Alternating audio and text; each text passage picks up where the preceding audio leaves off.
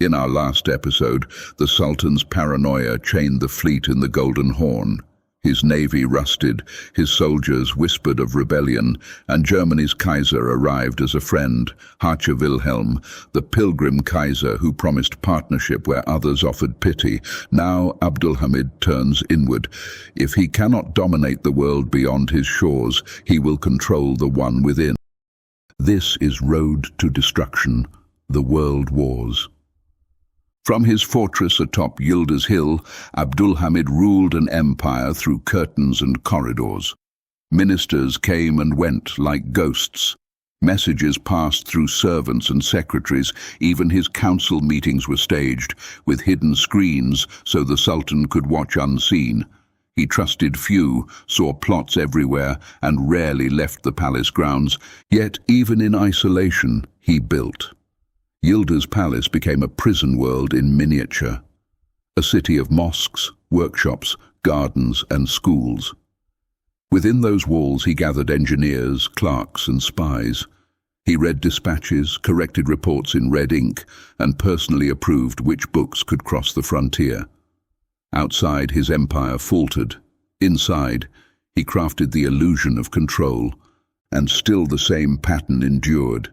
The capital gleamed with telegraphs and gas lamps, but in Anatolia, peasants continued to starve under debt and misrule.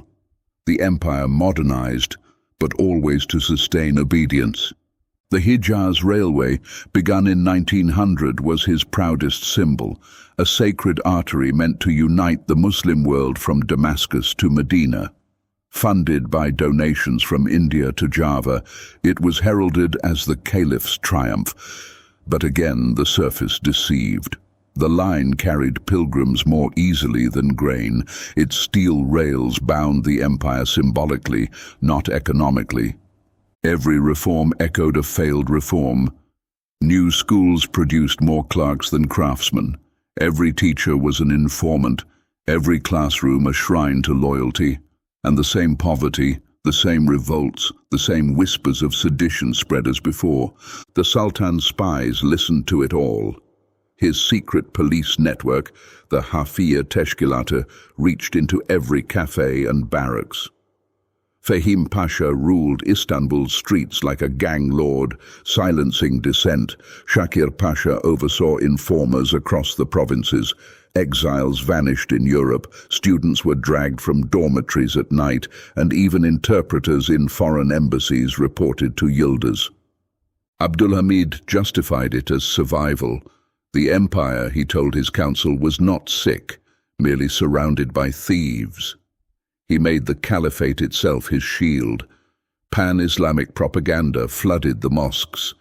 Sermons praising him as Ulu Hakan, the great Khan, the last true defender of Islam against the Christian world.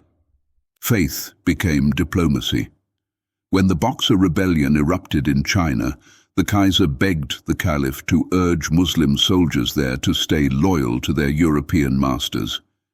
Abdulhamid obliged, a quiet gesture that won him German favor and arms contracts. In 1901, even the United States appealed to him, asking the Caliph to restrain Muslim resistance in the newly conquered Philippines. The Sultan complied again. Europe called him a tyrant, but turned to him whenever faith could serve empire. It was the same hypocrisy the Ottomans had endured for a century, condemned in public, courted in secret. The same pattern repeated: modernize, submit, be humiliated, modernize again. And still the debts mounted. The Ottoman Public Debt Administration, born in 1881, had become a state within the state. A council of foreign bankers managing the empire's customs, tobacco and salt.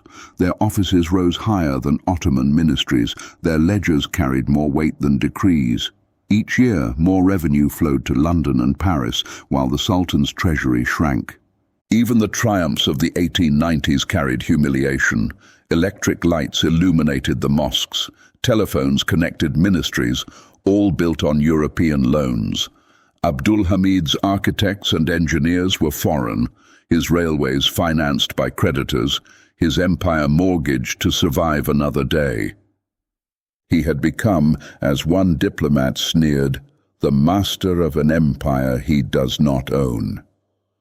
Still, Yildiz Palace glowed each night over the Bosphorus, and Istanbul looked reborn, but beneath the domes and palaces lay decay.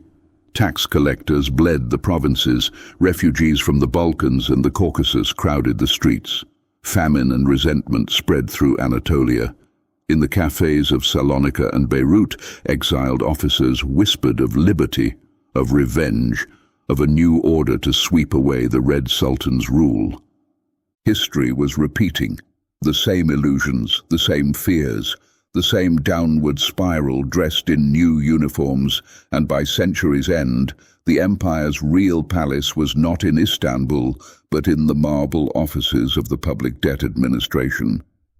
In our next episode, Debt and Desperation, the Empire Sold. Behind the palaces and propaganda stands a new master of the Ottoman world, not a sultan, but an office. The Public Debt Administration, rows of ledgers and foreign clerks ruling where viziers once stood. We'll trace how Britain, France and Russia carved the empire's lifeblood into profit, each taking its slice in taxes, salt and tobacco, while Germany stood apart, offering partnership instead of patronage. It is the story of an empire conquered not by armies, but by accountants, of sovereignty signed away in ink and interest. The Red Sultan still holds the sword of Osman, but the hand that guides it now counts in francs and pounds. This is Road to Destruction, the World Wars.